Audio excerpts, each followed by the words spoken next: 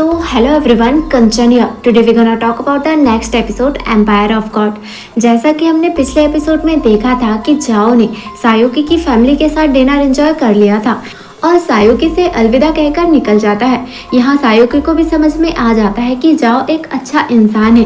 तभी उसकी नज़र जाओ के लाइटर पे पड़ती है जो कि वो भूल गया था, इसलिए सायोकी भी उसे लाइटर लौटाने के लिए निकल जाता है। दूसरी तरफ जाओ को सीनियर से ऑर्डर्स मिलते हैं बैरियर बनाने के लिए।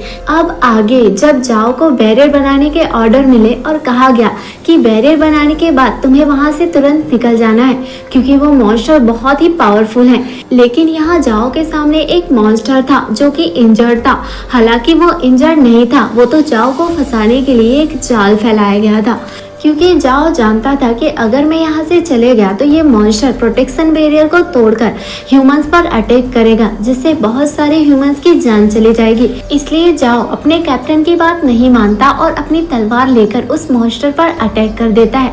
हालांकि कैप्टन जाओ को थोड़ी देर के लिए वहाँ से जाने के लिए कह रहे थे। जब सुपर हीरो की पूरी टीम आ जाती तब वो मिलकर उन मॉन्स्टर पर अटैक करते। यहाँ जाओ और मॉन्स्टर के बीच फाइट शुरू हो गई थी। मॉन्स्टर जाओ की तरफ स्लो मोशन में बढ़ रहा था। हालांकि मॉन्स्टर की स्पीड बस स्लो थी, वो बहुत ही पावरफुल था। फिलहाल ये बात जाओ नहीं जानता था। फाइट के दौरान मॉन्स्टर का पंजा जाओ को लग जाता है जिसकी वजह से जाओ काफी ज्यादा इंजर्ड हो जाता है और अब जाओ को भी समझ आ जाता है कि ये मॉन्स्टर बहुत ही पावरफुल है। दूसरी तरफ हम सायोकी को देखते हैं जो जाओ की तरफ बढ़ रहा होता है। तभी उसे वही चमगादड़ दिखता है जिससे सायोकी को समझ आ जाता है कि जाओ की जान खतरे में है और वो चमगादड़ का पीछा करने लगता है। वहीं दूसरी तरफ हम जाओ को देखते हैं जिसे मॉन्स्टर ने बहुत ज्यादा इंजर्ड कर दिया था और अब वो जाओ को मारने ही वाला था। तभी जाओ समझ जाता है कि अब उसे अपना आखिरी वार करना ही होगा।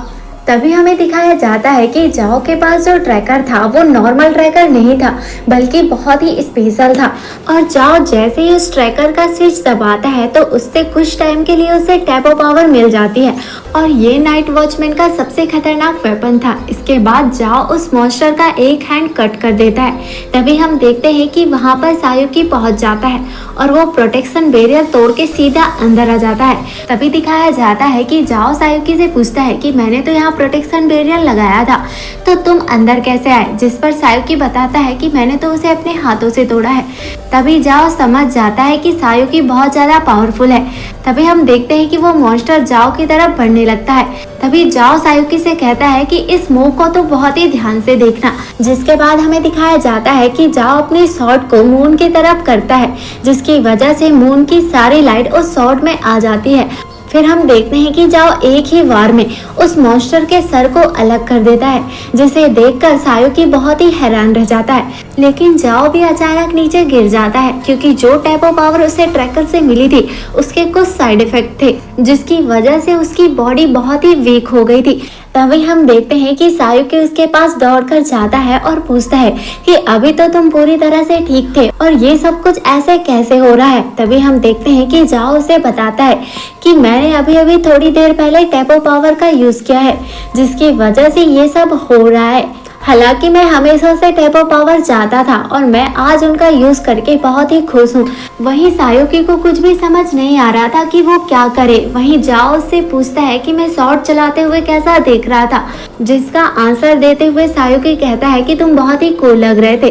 तभी हम देखते हैं कि जाओ अपनी सिगरेट को अपने मुंह पर लगा लेता है जिसे सायोकी लाइटर से जला ही रहा था, पर इतने में ही जाओ अपना दम तोड़ देता है जिसे देखकर सायोकी जोर जोर से रोने लगता है और गुस्से में आ जाता है और कहता है कि जिन लोगों को बचाने के लिए तुमने अपनी जान की कुर्बानी दे दी उनको तो पता तक नहीं है कि तुमने अपनी जान गंवा दी है सिर्फ उनको बचाने के लिए। तभी हम देखते हैं कि सायोकी के गुस्से की वजह से उसकी गॉड पावर एक्टिवेट हो जाती है और वो हवा में उड़ने लगता है। वहीं वो मॉन्स्टर फिर से जिंदा हो जाता है और सायोकी की तरफ बढ़ने लगता है और जैसे ही वो सायोकी को टच करता है वो बहुत दूर जाकर गिर जाता है। तभी हम देखते हैं कि सायोकी गुस्से में आकर जाओ की शॉट उठा लेता है और एक ही वार से उस मॉन्स्टर के 2 टुकड़े कर देता है।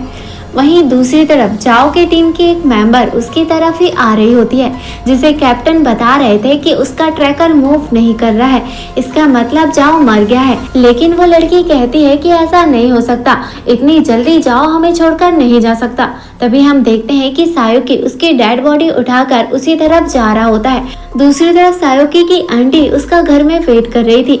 वहीं हम सायोकी को देखते हैं जो नाइट वॉचमैन के प्राइवेट ऑफिस में उनसे डिस्कशन कर रहा होता है, जहां नाइट वॉचमैन के कैप्टन उससे पूछते हैं कि उस मॉन्स्टर को किसने मारा, जिस पर झूठ बोलते हुए सायोकी कहता है कि उसे जाओ ने ही मारा है। तभी यहाँ पे कैप्टन को वो सच नहीं लग रहा था। आगे यहाँ सायोकी क्लियर करता है कि जाओ ने ही उस मॉन्स्टर को मारा है। तभी उनकी टीम उसे कहती है कि हमारी टीम को ज्वाइन कर लो, जिस पर सायोकी मान जाता है क्योंकि वो जाओ के उस सपने को पूरा करना चाहता था जिसमें वो चाहता था कि वो दुनिया को बचाए।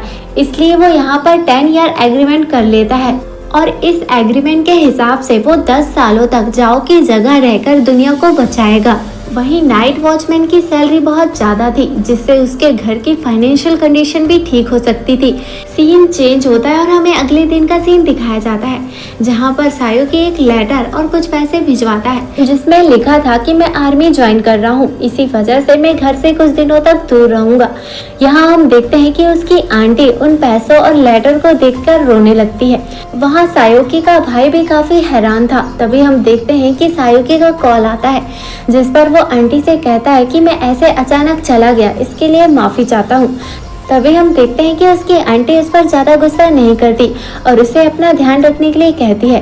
तभी सायोकी उसकी आंट से कहता है कि उन पैसों को सेव करने की जरूरत नहीं है, आप उन पैसों को अपने ऊपर और भाई के ऊपर खर्च कर लीजिएगा, क्योंकि मैं हर साल आपको पैसे भिजवाता रहूंगा। क्योंकि सायोकी बखूबी जानता था कि उसकी आंट वो पैसे उसकी शादी के लिए सेव कर लेगी। तभी हमें दिखाया जाता है कि सायोकी के कहने पर कैप्टन उसके घर में प्रोटेक्शन सील लगवा देते हैं ताकि उसकी फैमिली डीमन से सुरक्षित रहे। वहीं पर सायोकी की ट्रेनिंग भी स्टार्ट हो जाती है और उसे ट्रेनिंग रूम में ले जाया जाता है, जहां वो शूटिंग की प्रैक्टिस करता है। तभी हम देखते हैं कि उसका एक भी शूट सही निशाने पर नहीं लगता, जिस वजह से वो स्नाइपर समझ जाता है कि सायोकी ने इससे पहले कभी भी गन नहीं चलाई। तभी हमें दिखाया जाता है कि एक लड़की उसे फिजिकल ट्रेनिंग करवा रही होती है, जिसमें भी सायोकी का कुछ खास परफॉर्मेंस नहीं था। तभी हमें रात का सीन दिखाया जाता है, जहां कैप्टन सायोकी को समझा रहे थे कि तुम्हें जो पावर्स मिली हैं वो गॉड मिसेल ने दी है और जल्द से जल्द तुम्हें उन पावर्स को जानना होगा, क्योंकि तुम्हें ढूंढने के लिए बहुत सारे लोग पीछे लगे हुए हैं, जिस वजह से ये दुनिया खतरे में आ सकती है। सीन शिफ्ट होता है और हम जियाओ नाम की एक लड़की को देखते हैं जो सायोकी को वर्चुअल वर्ल्ड में लेकर जाती है, जो कि एक ऐसा सॉफ्टवेयर था जहां वो अपने अपने लेवल्स को चेक करते हैं और वो सायोकी को बताती है कि यहाँ पर 6 लेवल होते हैं, जिसमें 6 कल्टीवेशन लेवल में सबसे पावरफुल लेवल क्लैन लेवल होता है। अगले सीन में दिखाया जाता है कि सायोकी उसके कैप्टन से पूछता है कि अब तक क्लैन लेवल में कौन कौन पहुंचा है, जिसका आंसर देते हुए कैप्टन उससे कहते हैं कि अभी तक 5 लोग ही इस लेवल में पहुंचे हैं, जिसमें से एक तो नाइट वॉचमैन का कमांडर है, बाकी 4 कहाँ हैं उनका आज तक पता ही नहीं है। आगे हमें दिखाया जाता है कि सायोकी की ट्रेनिंग ऐसे ही चलते रहती है, जिसके कुछ दिन बाद भी हमें दिखाया जाता है कि सायोकी अपने टारगेट को हिट नहीं कर पा रहा था, जिसके बाद वो स्नाइपर उससे कहता है कि तुम अपनी पावर का यूज क्यों नहीं करते। तभी हमें दिखाया जाता है कि वो अपनी पावर का यूज करने के बाद भी अपने टारगेट को अचीव नहीं कर पा रहा था। आगे हमें दिखाया जाता है कि अब सायोकी की स्पीड ट्रेनिंग स्टार्ट होनी है, जिसके लिए मो नाम के बंदे को चूज किया गया है और वो उसकी स्पीड ट्रेनिंग करवाता है, जिसमें भी सायोकी का कोई अच्छा परफॉर्मेंस नहीं था। तभी हम देखते हैं कि मो उससे पूछता है कि तुम्हें गॉड मिसेल ने कौन सी पावर दी है। तभी हमें दिखाया जाता है कि यहाँ पर सायोकी बता देता है कि उसने नाइक्स को ठीक किया है, तो उसकी वजह से उसे कुछ ऐसी पावर्स मिली है, जिसके बाद मो भी हैरान रह जाता है। अगले सीन में हमें दिखाया जाता है कि अगेन सायोकी कैप्टन से पूछता है कि किंग ऑफ एंजल मिसेल के पास कौन कौन सी पावर है, जिसका आंसर देते हुए कैप्टन बताता है कि एंजल गॉड मिसेल की पावर्स के बारे में तो हम भी ज्यादा कुछ नहीं जानते, लेकिन ओल्ड साइंटिस्ट की किताब में उस पावर वाले सेक्शन में एक ही शब्द लिखा हुआ है और वो शब्द है चमत्कार। और इस चमत्कार शब्द में कैसी कैसी पावर छुपी हुई है वो तो कोई भी नहीं जान पाया है। और इसी सस्पेंस के साथ इस एपिसोड का एंड हो जाता है। अगर आपको ये एक्सप्लेनेशन पसंद आया तो वीडियो को लाइक और चैनल को सब्सक्राइब करके हमारा मोटिवेशन लेवल जरूर बढ़ाइएगा। ताकि हम आपके लिए ऐसे ही इंटरेस्टिंग वीडियोस लाते रहें।